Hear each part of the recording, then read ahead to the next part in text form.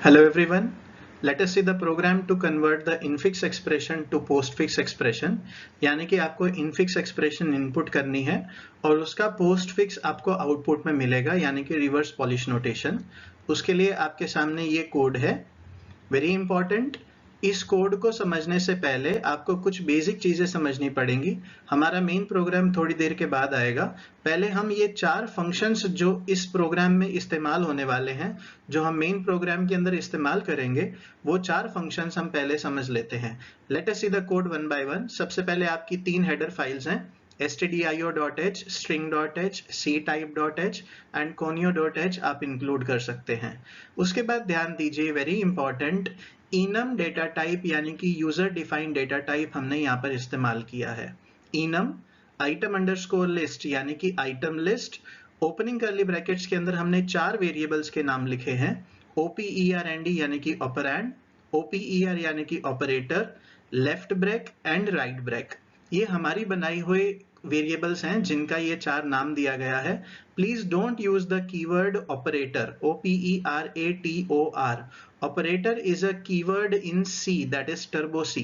Turbo C के अंदर जब आप C++ लैंग्वेज के अंदर काम करेंगे तो ऑपरेटर कीवर्ड इस्तेमाल किया जाता है.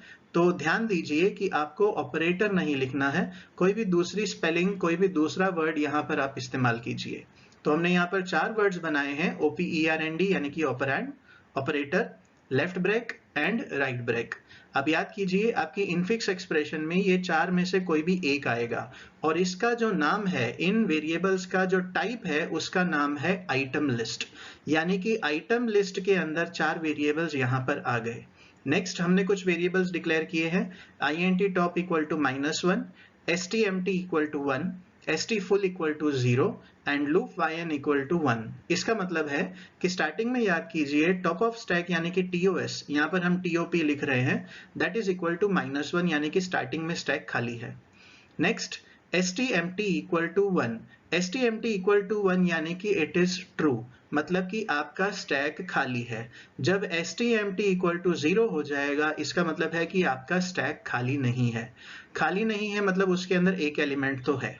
नेक्स्ट stfull इक्वल टू 0 यानी कि स्टैक फुल नहीं है. stfull इक्वल टू 1 का मतलब होता है कि आपका स्टैक फुल है. ध्यान दीजिए, हम यहाँ पर बहुत बड़ा स्टैक लेंगे. आप नेक्स्ट लाइन में देखिए, कैर स्टैक 100. हमने 100 का स्टैक डिक्लेयर किया है. इतने बड़े स्टैक के अंदर पुश पॉप कंटिन्यूसली करते करते करते, याद कीजिए जो आपका बीच का कॉलम है, वो स्टैक कभी भी फुल नहीं होगा. यानी कि stfull इक्वल टू 1 कभी भी नहीं होगा, stfull इक्वल टू 0 ही रहेगा. रेयर कंडीशंस में जब आपके स्टैक के अंदर एलिमेंट्स पुश और पॉप करते करते हो सकता है कि कभी आपका स्टैक फुल हो जाए, लेकिन जनरली ये stfull इक्वल टू 1 कभी भी नहीं होगा, stfull इक्वल टू 0 ही रहेगा. Next, loop yn equal to 1. Precedence नाम का फंक्शन हमने एक इस्तेमाल किया है, यदि आपको याद हो, कन्वर्जन के लिए. If precedence of x is greater than equal to precedence of item, x यानी कि जिसको हम पॉप करते हैं स्टैक में से, एंड आइटम यानी कि जिसको हम स्कैन करते हैं, दोनों के प्रेसिडेंस कंपेयर करवाने के लिए हमें बार बार लूप को चलाना पड़ता है, क्योंकि जब तक प्रेसिडेंस हमें ज्यादा मिलती है तब तक हम ये करते रहते हैं. Precedence of x is greater than equal to item, जब तक हमें मिलती है तो हमें लूप को घुमाना होता है. इस लूप को कंटिन्यूअसली चलाने के लिए लूप yn इक्वल टू 1 लिया है. जब लूप yn इक्वल टू 0 हो जाएगा, आपका लूप टर्मिनेट हो जाएगा, इसे आगे इस्तेमाल किया जाएगा.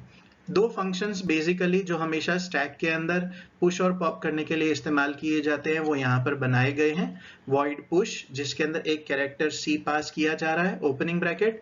ध्यान दीजिए, इफ top इक्वल टू 100, यानी कि स्टैक के अंदर पुश करते करते करते करते टॉप ऑफ स्टैक 100 तक पहुंच जाए, तब आप समझ जाइए कि स्टैक इज फुल. और तब stfull इक्वल टू 1 करना है, means set when stack is full. ध्यान दीजिए, वहां पर हमने लिखा है नेवर, यानी कि ऐसा कभी नहीं होगा, क्योंकि आपका स्टैक बहुत बड़ा है तो उसके अंदर एलिमेंट्स पुश करते करते ज्यादा से ज्यादा उसके अंदर आपके एलिमेंट्स आएंगे 10 या 15 या 20. इतनी बड़ी एक्सप्रेशन यूजर कभी भी इनपुट जनरली नहीं करता है और इस फंक्शन में से रिटर्न हो जाएगा. तो ये ट्रू पार्ट पुश फंक्शन का कभी भी एग्जीक्यूट नहीं होगा. हमेशा एल्स पार्ट में ही जाएगा। पुश करने के लिए हम क्या करते हैं, आपको याद होगा, पहले टॉप ऑफ स्टैक को बढ़ाना है, यानी कि TOP equal to TOP plus 1 या फिर प्लस प्लस टॉप, और स्टैक के टॉप पर हमारा कैरेक्टर जो भी C होगा उसको हम स्टैक के टॉप पर पुश कर देंगे, एंड STMT इक्वल टू 0। आप ऊपर देखिए हमने जो वेरिएबल डिक्लेयर किया है INT टॉप इक्वल टू -1 और STMT equal to 1। STMT equal to 1 का मतलब है कि स्टैक खाली है, लेकिन जैसे ही पहला एलिमेंट आपके स्टैक के अंदर आएगा तो STMT हमने क्या कर दिया, 0। STMT इक्वल टू 0 मतलब स्टैक खाली नहीं है। स्टैक खाली नहीं है मतलब उसमें एक आइटम तो है। तो जब तक स्टैक के अंदर एक भी आइटम रहती है, चाहे वो ओपनिंग ब्रैकेट है, चाहे वो प्लस है या कोई भी ऑपरेटर है, तब तक हमारा ये काम कंटिन्यूअसली चलता जाएगा और स्टैक में से पुश और पॉप करते जाएंगे। So it is set when stack is not empty, यानी कि जब आपका स्टैक खाली नहीं होता तभी ये किया जाता है, और ये पहली बार हो ही जाएगा। STMT इक्वल टू 0 पहली बार ऑटोमेटिकली हो जाएगा। Closing bracket and closing bracket. तो ये है आपका पुश फंक्शन जो मेन प्रोग्राम में हम इस्तेमाल करने वाले हैं। आगे दूसरा जो हम इस्तेमाल करते हैं वो है आपका पॉप फंक्शन। तो कैर पॉप, यानी कि जिसको हम स्टैक में से पॉप करेंगे वो कैरेक्टर। ध्यान दीजिए फंक्शन का रिटर्न टाइप यहाँ पर कैरेक्टर है। पुश फंक्शन का कोई रिटर्न टाइप नहीं है, इट इज सिंपली वॉइड। तो कैर पॉप ओपनिंग ब्रैकेट्स कैर आइटम, यानी कि एक वेरिएबल डिक्लेयर कीजिए। अंडरफ्लो कंडीशन क्या होती है स्टैक की, इफ TOP इक्वल टू -1, यानी कि टॉप ऑफ स्टैक पॉप करते करते करते जब -1 पर पहुंच जाता है तो हमारा स्टैक खाली हो जाता है। And very important, STMT equal to 1।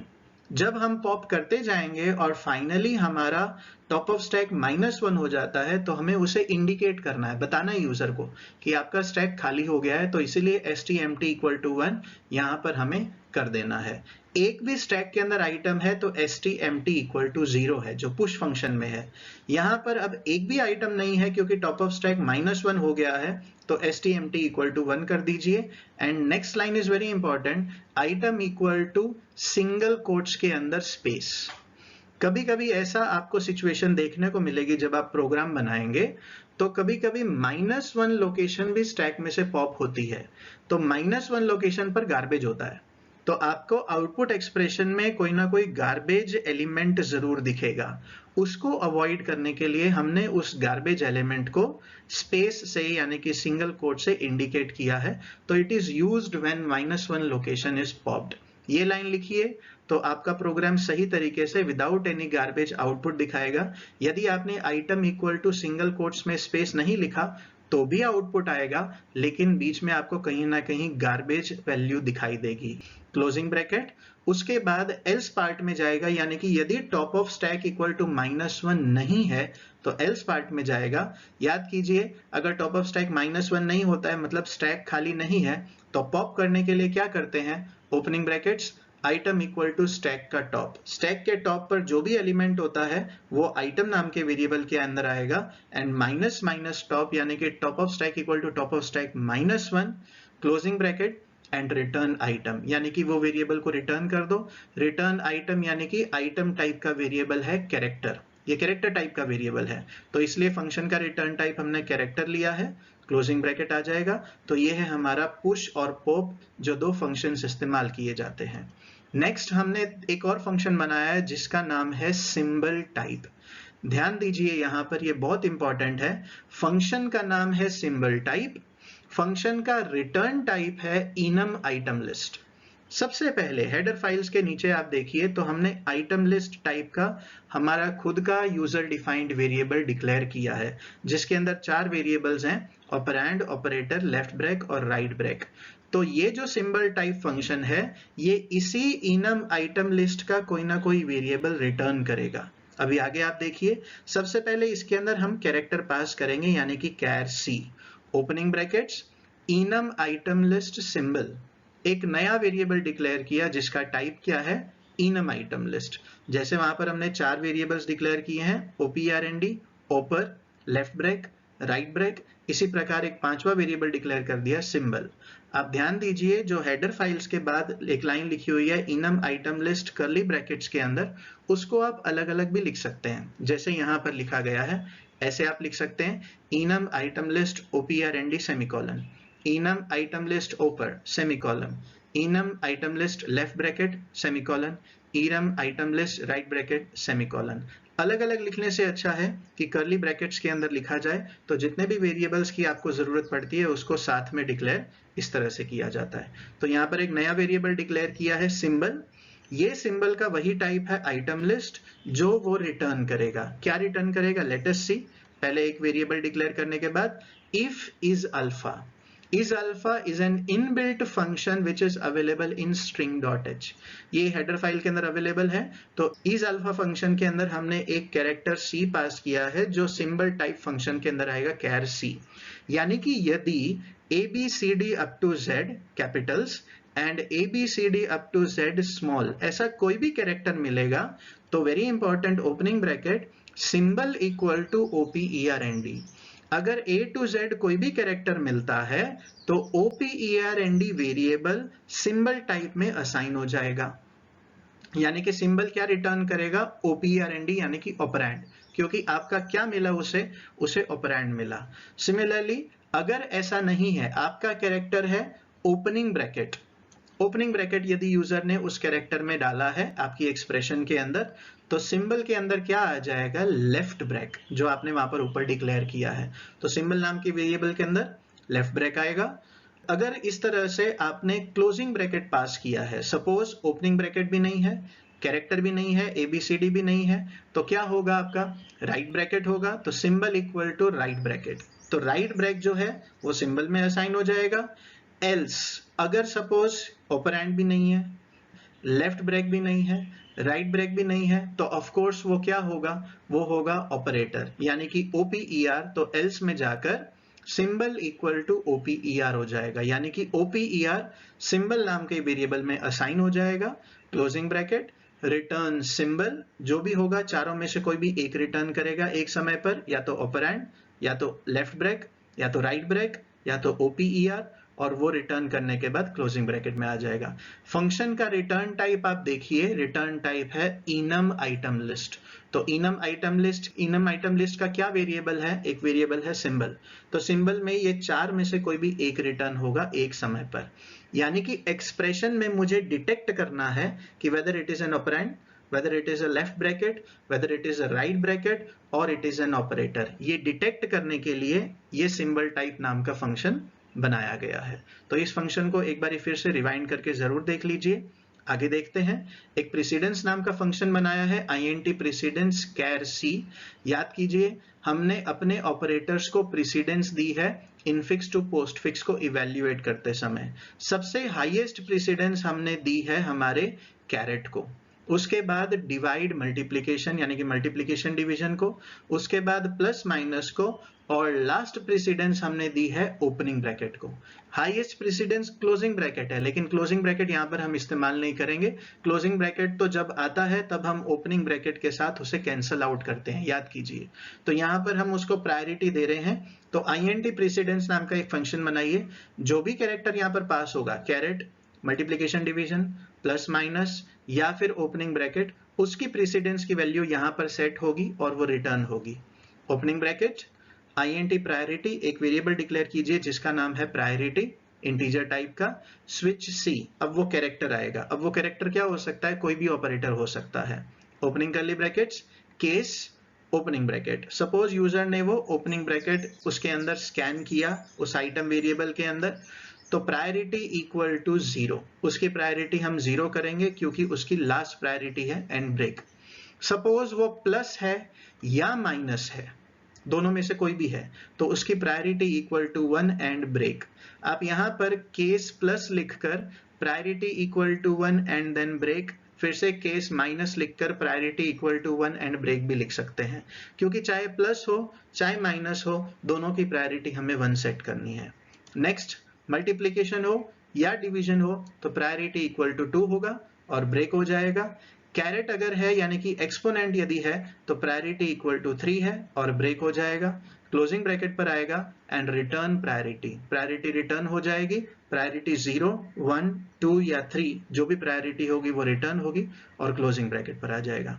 तो ये चार फंक्शंस याद रखिएगा, पुश स्टैक के अंदर एलिमेंट डालने के लिए, पॉप स्टैक में से एलिमेंट को निकालने के लिए, सिंबल टाइप किसी भी पर्टिकुलर सिंबल का टाइप असाइन करने के लिए, सेट करने के लिए कि वो ऑपरेंड है, ओपीईआर यानी कि ऑपरेटर है, लेफ्ट ब्रेक यानी कि लेफ्ट ब्रैकेट है, राइट ब्रेक यानी कि राइट ब्रैकेट है। ये सेट करने के लिए सिंबल टाइप नाम का फंक्शन इस्तेमाल किया गया है जिसका रिटर्न टाइप है इनम आइटम लिस्ट। और चौथा फंक्शन है प्रीसीडेंस, जो हमारे ऑपरेटर्स की प्रीसीडेंस सेट करता है, opening bracket plus minus multiplication division and carrot. इतना सेट करने के बाद आपको आगे का काम करना है, यानी कि अब हमारा मेन फंक्शन शुरू होगा। मेन फंक्शन इस तरह से आता है, आप देखिए यहाँ पर। अब मेन फंक्शन हमारा शुरू होता है जिसके अंदर आपको ये कोड दिया गया है। मेन फंक्शन से हमारा एग्जीक्यूशन हमेशा शुरू होगा, opening bracket char infix of 100 post of 100 item and x, यानी कि इनफिक्स ऑफ 100 हमारी एक इनफिक्स एक्सप्रेशन है जिसमें यूजर अपनी एक्सप्रेशन इनपुट करेगा, a plus open open b into c जो यूजर इनपुट करता है। पोस्ट ऑफ 100 यानी कि पोस्ट फिक्स ऑफ 100 जिसमें हमारा आंसर आता है। It is a normal array जिसमें हमारा आंसर जाएगा। एंड आइटम यानी कि जिसको एक एक करके स्कैन किया जाएगा। एक्स वो वेरिएबल है जिसे पॉप किया जाता है स्टैक में से। तो ये चार वेरिएबल्स यहाँ पर इस्तेमाल होंगे, int i equal to 0, len equal to 0 and k equal to 0। i हमारा वेरिएबल यूज किया जाता है हमेशा लूप चलाने के लिए, आप आगे इसे इस्तेमाल करेंगे तब आपको ये देखने को मिलेगा। उसके बाद len equal to 0, हम जो इनफिक्स एक्सप्रेशन इनपुट करते हैं उसकी लेंथ जानने के लिए कि उसकी लेंथ कितनी है। Then k equal to 0, k variable भी यहाँ पर इस्तेमाल किया जाएगा। पोस्ट फिक्स एक्सप्रेशन में एक एक वेरिएबल जो रखा जाता है, फिर नेक्स्ट एलिमेंट रखने के लिए, फिर नेक्स्ट एलिमेंट रखने के लिए k वेरिएबल इस्तेमाल होगा। उसके बाद printf enter the infix expression, user से इनफिक्स एक्सप्रेशन इनपुट कीजिए। getS इनफिक्स आप scanf से भी करवा सकते हैं, लेकिन getS is a better method, getS से करवाइए तो ज्यादा अच्छा रहेगा। len equal to str len infix, यानी कि इनफिक्स नाम के एरे के अंदर जो आपने इनफिक्स एक्सप्रेशन इनपुट की होगी उसकी लेंथ कैलकुलेट करेगा strlen फंक्शन। सपोज आपकी पूरी एक्सप्रेशन की लेंथ है 15, तो len के अंदर 15 रिटर्न करेगा strlen, which is an inbuilt function which is available in ctype.h। while I is less than len, i की वैल्यू हमने स्टार्टिंग में 0 रखी है और len सपोज 15 है, तो 0 is less than 15, तो अभी हमारा काम शुरू हो जाएगा। तो एक एक कैरेक्टर जो स्कैन करने का काम करता है, याद कीजिए जो scanh सिंबल था, तो एक एक वेरिएबल को वो लेता था, यानी कि आइटम को लेता था और उसको स्कैन करता था। वैसा ही अभी हमारा काम शुरू हो जाएगा। Opening bracket loop yn equal to 1 starting में आप सेट कर दीजिए, यानी कि एक वेरिएबल हमने सेट किया है। Item equal to infix of i, सबसे पहले पहला कैरेक्टर लेगा फॉर एग्जांपल a, तो इनफिक्स ऑफ 0 से हमने a स्कैन किया और वो आइटम नाम के वेरिएबल के अंदर रख दिया। Now very important, switch symbol type bracket के अंदर आइटम। तो symbol type is a function. अभी वीडियो के थोड़ा पीछे जाकर आप देखेंगे तो आपको वहां पर देखने को मिलेगा सिंबल टाइप नाम का हमने एक फंक्शन बनाया है जिसका रिटर्न टाइप है enum item list. Enum item list में वो चार में से कोई भी एक रिटर्न करता है, ऑपरेंड, ऑपरेटर, लेफ्ट ब्रेक या फिर राइट ब्रेक। तो वो चारों में से कोई भी एक रिटर्न करेगा। तो सपोज अभी हमने एक्सप्रेशन के अंदर a डाला है, तो सिंबल टाइप फंक्शन के अंदर वो रिटर्न करेगा opernd, तो स्विच opernd हो जाएगा। स्विच opernd होगा तो ओपनिंग ब्रैकेट्स के अंदर जाएगा और केस opernd, ये दोनों एक दूसरे से मैच करेंगे। एंड पोस्ट ऑफ k, याद कीजिए जब हमारा ऑपरेंड आता है तो उसे हम आउटपुट एक्सप्रेशन में लिख देते हैं, उसे आप आउटपुट एक्सप्रेशन में लिख देंगे simply. And post of k, k is that 0, तो पहले पोजीशन पर आपका ऑपरेंड आएगा and k equal to k plus 1। Next हमें जो पोजीशन चाहिए जहां पर हम नेक्स्ट एलिमेंट को रख सकें, इसलिए k equal to k plus 1 किया है एंड ब्रेक हो जाएगा। तो इतना पार्ट हमारा opernd के लिए एग्जीक्यूट होगा, which is very important.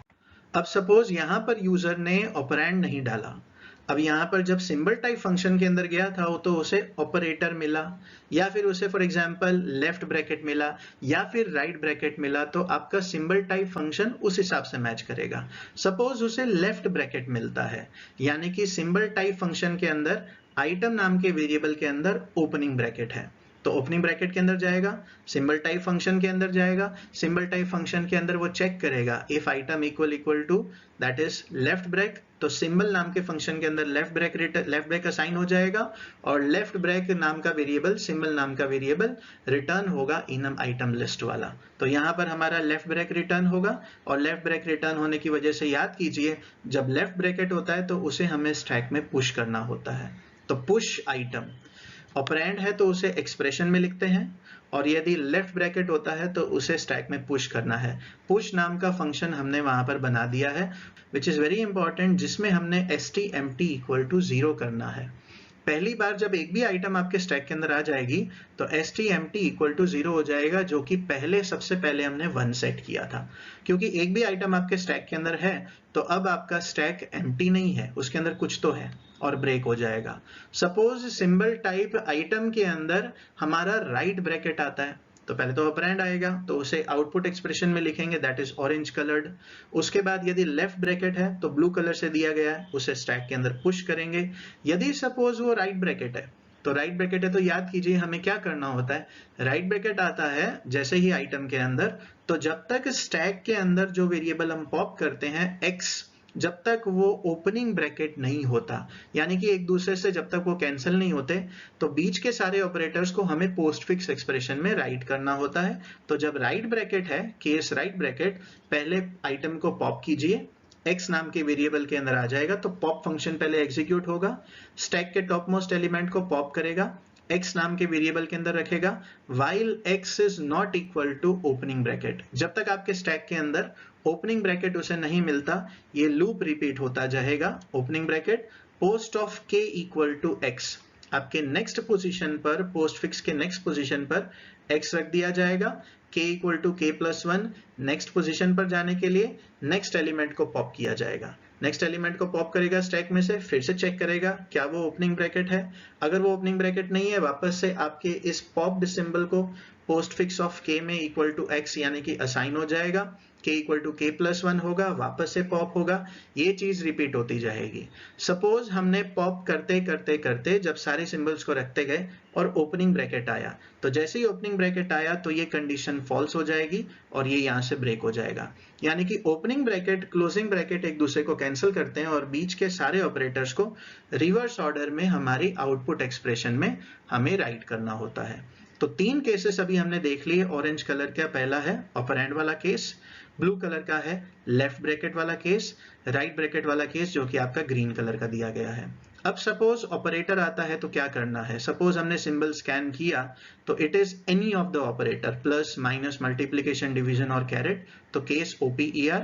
If STMT का मतलब है, याद कीजिए कभी भी पहले ऑपरेटर नहीं आएगा, तो STMT का मतलब यहाँ पर क्या है कि ये पहली कंडीशन कभी भी ट्रू नहीं होगी। यानी कि इफ STMT मतलब इफ STMT इक्वल टू 1 नहीं, आपका STMT इक्वल टू 0 जरूर हो जाएगा। या तो लेफ्ट ब्रैकेट आएगा या तो ऑपरेंड आएगा, कोई ना कोई तो चीज जरूर आएगी। पुश आइटम होगा अगर ट्रू होगा तो, अदरवाइज एल्स पार्ट के अंदर जाएगा और एल्स पार्ट के अंदर जाने के बाद डू, याद कीजिए हमें यहाँ पर एक काम करना होता है। जैसे ही हमने एक ऑपरेटर को स्कैन किया तो आपके स्टैक के अंदर से एक वेरिएबल को पॉप किया जाता है, उसको पॉप करेंगे। सो x इक्वल टू पॉप, तो ऑपरेटर को पॉप किया या लेफ्ट ब्रैकेट को पॉप किया और आपके आइटम के साथ उसकी कंपैरिजन की जाती है। तो इफ प्रीसिडेंस ऑफ x यानी कि आपका जो वेरिएबल स्टैक के अंदर है is greater than equal to precedence of item. अभी x के अंदर हाई या लो प्रीसिडेंस वाला कोई भी वेरिएबल हो सकता है। अगर x के अंदर हाईएस्ट प्रीसिडेंस वाला है तो याद कीजिए हमें उसको अपने आउटपुट एक्सप्रेशन में लिखना होता है और इसको आइटम को स्टैक के अंदर डालना होता है।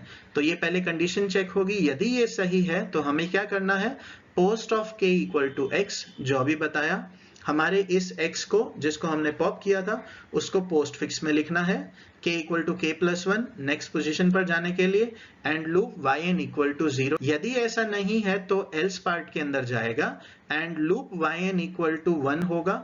लूप बार बार क्यों घूमेगा? आप देखिए, while stmt equal to 0, आपका stmt तो 0 है, लेकिन लूप yn क्या होगा? 1 होगा। तो 0 and 1 नो, जब नो होता है तो ये लूप को टर्मिनेट करता है, लेकिन जब yes होगा यानी कि दोनों 0 होंगे तो ये घूमता जाएगा और आपके x में से, आपके स्टैक में से जो x वेरिएबल होगा वो एक एक करके स्टैक के अंदर आउटपुट एक्सप्रेशन के अंदर रखता जाएगा और आइटम वेरिएबल को लास्ट में हमारे यहाँ पर स्टैक के अंदर डालेगा। और आइटम वेरिएबल को स्टैक के अंदर डालने के लिए फिर से आपका लूप yn वेरिएबल काम आएगा, वो इस तरह से if लूप yn, यानी कि if loop yn equal to 1, तो याद कीजिए पुश x, यानी कि यदि ये कंडीशन ट्रू है तो push x and push item, यानी कि पहले x को जिसको हमने पॉप किया था तो हमें उसको वापस से स्टैक के अंदर डाल देना है और आइटम नाम की वेरिएबल को भी स्टैक के अंदर पुश कर देना है।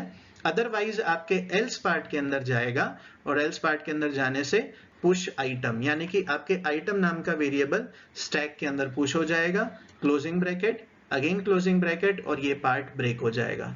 यानी कि ऑपरेटर होगा तो आपको ये काम करना है, प्रेसिडेंस चेक कराकर वन बाय वन सभी ऑपरेटर्स को आपको आउटपुट एक्सप्रेशन के अंदर राइट करते जाना है और लास्ट में आपका आइटम नाम का वेरिएबल आपके स्टैक के अंदर पुश हो जाएगा। यदि कंडीशन फॉल्स है तो ये डू वाइल लूप के अंदर जाएगा ही नहीं। इफ कंडीशन आपकी फॉल्स होगी एल्स पार्ट के अंदर आएगा, लूप yn इक्वल टू 1 करेगा, जिसकी वजह से ये डू वाइल लूप से सीधा बाहर आएगा और पुश x कर देगा, यानी कि जिसको आपने पॉप किया था उसको वापस से पुश कर देगा और आइटम को भी पुश कर देगा। तो इतना काम आपको अपने ऑपरेटर के लिए करना है। तो 4 चीजें हमने देख ली, operator, left bracket, right bracket and operand. तो 4 चीजों के लिए इतना काम करने के बाद हमारे स्विच केस से ये बाहर आएगा। एक एक चीज को काम करना है तो एक एक सिंबल को हमें स्कैन करना है, तो इसलिए प्लस प्लस आई, क्योंकि अभी हमने फर्स्ट सिंबल के लिए चेक किया। नेक्स्ट सिंबल के लिए करना है तो प्लस प्लस आई करना पड़ेगा, अगेन नेक्स्ट सिंबल के लिए करना है तो प्लस प्लस आई करना पड़ेगा। तो ये लूप कंटिन्यूअसली चलती जाएगी। तो स्टार्टिंग में हमने लूप में लिखा है while i is less than len, तो स्टार्टिंग में i की वैल्यू होगी 0, प्लस प्लस आई करने से ये 1 होगा, यानी कि नेक्स्ट सिंबल स्कैन करेगा, plus plus 2 next symbol, plus plus 3 next symbol, इस तरह से नेक्स्ट सिंबल हम स्कैन कर सकेंगे, क्लोजिंग ब्रैकेट। सारा काम कंप्लीट होने के बाद जब आपकी पूरी एक्सप्रेशन कंप्लीट हो जाएगी, इस लूप से बाहर आएगा and while top is not equal to -1। Suppose आपने एक्सप्रेशन के अंदर सारे सिंबल्स को एक एक करके निकाल दिया, आपकी एक्सप्रेशन कंप्लीट हो गई, लेकिन स्टैक के अंदर कुछ सिंबल्स लास्ट में बच गए, कुछ ऑपरेटर्स रह गए, तो उन्हें भी वन बाय वन हमें पॉप करके अपने आउटपुट एक्सप्रेशन में लिखना है। तो लास्ट में एक ये छोटी सी लूप आपको काम लगेगी, while top is not equal to -1 opening bracket, post of k equal to pop, यानी कि पॉप कीजिए और उसे पोस्ट फिक्स एक्सप्रेशन में लिखिए k equal to k plus 1। Suppose आपके स्टैक के अंदर 3 ऑपरेटर्स है, प्लस माइनस मल्टीप्लीकेशन, तो पहले मल्टीप्लीकेशन को भेज देगा, उसके बाद माइनस को भेजेगा, उसके बाद प्लस को भेजेगा। ये लूप चलती जाएगी जब तक आपका टॉप ऑफ स्टैक कहां पर नहीं पहुंचता, -1। ये आपको तब काम लगेगा जब आपके स्टैक के अंदर स्टार्टिंग में ओपनिंग ब्रैकेट नहीं होगा, तभी आपको हेल्प लगेगी। इतना काम कंप्लीट होने के बाद आपको अपनी आउटपुट एक्सप्रेशन को एज इट इज दिखाना है। तो postfix expression is, for loop चलाइए, for i equal to 0, i less than equal to k minus 1। हमारा जो पोस्ट फिक्स एक्सप्रेशन है उसमें k वेरिएबल इस्तेमाल किया जा रहा है, तो k माइनस 1 के अंदर हमें उसकी टोटल लेंथ मिल जाएगी और i प्लस प्लस होगा, यानी कि लूप को चलाने के लिए, इंक्रीमेंट करने के लिए इस्तेमाल होगा। Opening bracket, printf %c post fix of i, यानी कि पहला वेरिएबल दिखेगा पोस्ट फिक्स एक्सप्रेशन का, फिर नेक्स्ट वेरिएबल, फिर नेक्स्ट वेरिएबल, ये लूप चलती जाएगी, closing bracket, and your main function completes here. तो इस तरह से आपका ये प्रोग्राम बनाया गया है to convert the infix expression to postfix expression. Program थोड़ा सा हार्ड है, थोड़ा सा डिफिकल्ट है, तो मैं चाहता हूं कि आप इस वीडियो को एक बार फिर से जरूर देखें। नेक्स्ट वीडियो में हम देखेंगे कि किस तरह से इनफिक्स एक्सप्रेशन को प्रीफिक्स में कन्वर्ट किया जाता है, जो कि थोड़ा सा बिल्कुल माइनर मॉडिफिकेशन करके हमारे पोस्ट फिक्स में थोड़ा सा मॉडिफिकेशन करके वो बनाया गया है। Thanks for watching the videos. Please see this video once again. Thank you so much.